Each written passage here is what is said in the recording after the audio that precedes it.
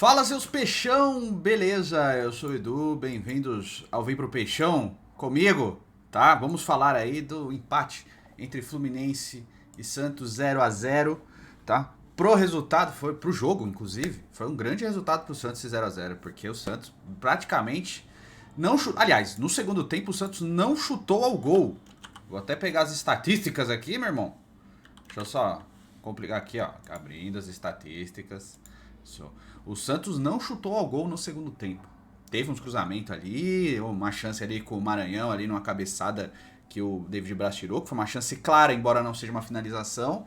Mas o Santos pouco produziu nesse jogo e a gente tem que entender o contexto da partida também. Tá bom?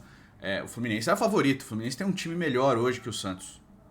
A gente tem que entender a realidade. O Fluminense acabou de ser campeão carioca contra o Flamengo. Vem de ótimos resultados aí, com bom futebol. A gente até agradece que o Ganso não jogou, porque o Ganso vem jogando bem pelo Fluminense nas últimas partidas.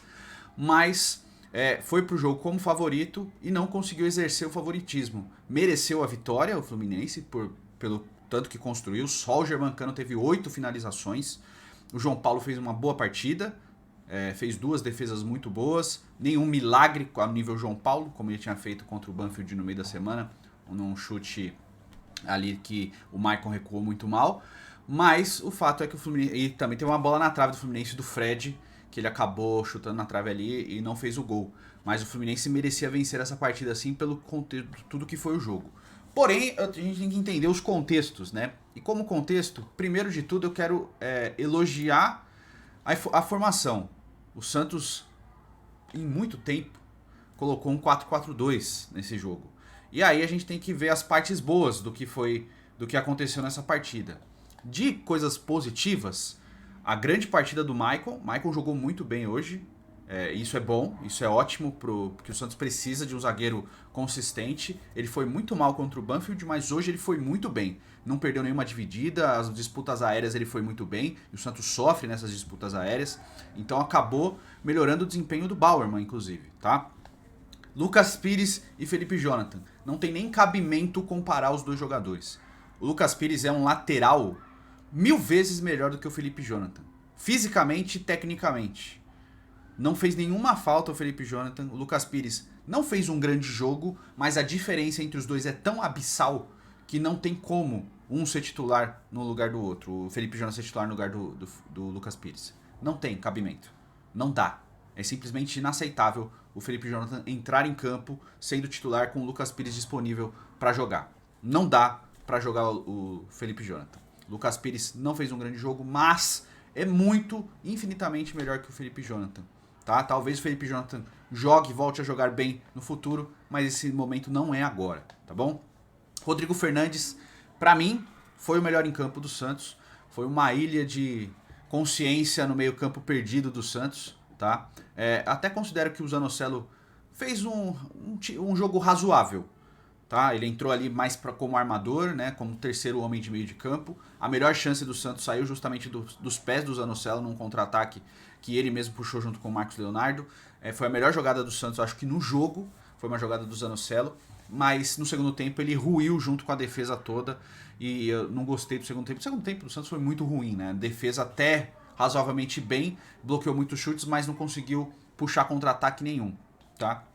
E gostei também da estreia do Rohan Julio. O Rohan Julio fez uma boa estreia, prendeu bem a bola, distribui bem os passes. No primeiro tempo ele foi bem, no segundo tempo caiu fisicamente, eu acho que sentindo também aí, né? Mudança e tudo que realmente acontece. Mas é isso, esses foram os pontos positivos do Santos, tá? De resto, eu acho que faltou muito, tá bom? Pelo resultado, foi um ótimo resultado, mas ainda falta muita evolução. Só que a gente tem que levar em consideração também que esses jogadores que chegaram agora estão com pouco tempo de clube, todos eles estão indo para campo basicamente, o Angulo entrou, o Rohan Julio entrou, o Maranhão jogou, o Fernandes jogou. Eu acho que o Bustos até acertou na escalação, mas eu acho que ele errou principalmente em não tirar o Maranhão para deixar o meio-campo um pouco mais leve. Eu acho que ele escolheu o meio-campo mais forte na marcação e na pegada, com o Fernandes e com o Maranhão. O Maranhão ainda não jogou bem, fez uma partida muito fraca. Defensivamente, até nas divididas, ele foi razoavelmente bem. Agora, para a saída de jogo, é muito prejudicado. O passe dele é muito ruim ainda.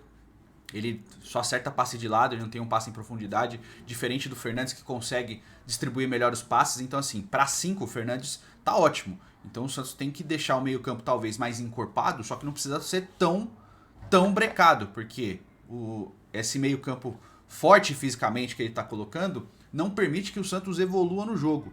O Goulart hoje foi muito mal de novo, não foi bem, tá? Quase não pegou na bola, e às vezes que pega na bola sempre toca para trás, isso tá muito ruim. Tem que olhar para frente, o jogo é para frente. Então assim, se tá puxando contra-ataque, olha para frente, tá bom? Então eu até considero que as mexidas dele foram boas. Ele colocou o Barbosa, ele colocou o Angulo para jogar, botou o Pirani em campo, mas o Santos ficou basicamente na retranca. O Santos jogou na retranca, a gente tem que admitir, o Santos jogou na retranca para segurar o resultado. Se você pega num contexto longo prazo, sei lá, tenta vencer todas em casa e tenta empatar todas fora, consegue ótimos resultados no final da temporada, entendeu? É coisa de G4. Se essa é a estratégia, beleza. Mas a gente tem que ter consciência que o Santos vai lutar ali na zona intermediária. É na zona ali buscando os 45 pontos. É o que a gente falou na temporada passada. Quando pegar 45 pontos, a gente pensa além. O objetivo do Santos é o Campeonato Brasileiro, focar em 45 pontos e depois a gente vê o que leva, tá? Conseguiu 45 pontos em um turno. Show, beleza. Segundo turno a gente vê o que faz. Mas o objetivo é 45 pontos. Por tudo, pela crise, pelo momento que o clube passa internamente, problemas financeiros, tudo. A gente tem que levar em consideração tudo que acontece, tá? Péssimo jogo contra o Banfield na Sul-Americana, nem considero a Sul-Americana um torneio primordial para o Santos. Eu acho que o Santos tem que focar no Campeonato Brasileiro e como bonificação à Copa do Brasil, eu acho que são os mais importantes. Se rolar a Sul-Americana, ótimo. Se não, foca no Campeonato Brasileiro. É o mais importante para o Santos. Esse é o mais importante, é o primordial para o time do Santos, tá? Eu acho que a escalação foi boa, eu acho que é bom variar. Ele treinou a semana inteira, segundo o Musetti, ele treinou a semana inteira já num 4-3-3, essa escalação que ele usou hoje aí, um 4-3-1-2 que ele usou hoje, né? Jogando com um losango ali. Ele só colocou em alguns momentos nos treinos, mas eu acho que, pelo menos no primeiro tempo, o time exportou melhor do que no segundo tempo. Eu acho que vai demorar ainda para entrosar. Eu acho que esses jogadores jovens aí, pelo menos o Fernandes, o Maranhão, que estão entrando sempre, vai demorar um tempinho para entrosar, mas a gente tem que ver as coisas boas do que foi. A gente estava com um sentimento muito pior antes desse jogo do que o que ele aconteceu. O Santos conseguiu um 0-0 com o campeão carioca, que é um bom time sim, que faz uma boa temporada sim, conseguiu um resultado importante fora de casa. Então assim, quanto mais pontuar, melhor. Agora o negócio é em casa, é focar nos jogos que o Santos é mandante. Se o Santos for bem nos jogos que for mandante, deixa eu abrir até a tabela aqui pra ver qual que é o próximo jogo do Santos. Caramba, quanta página, Jesus.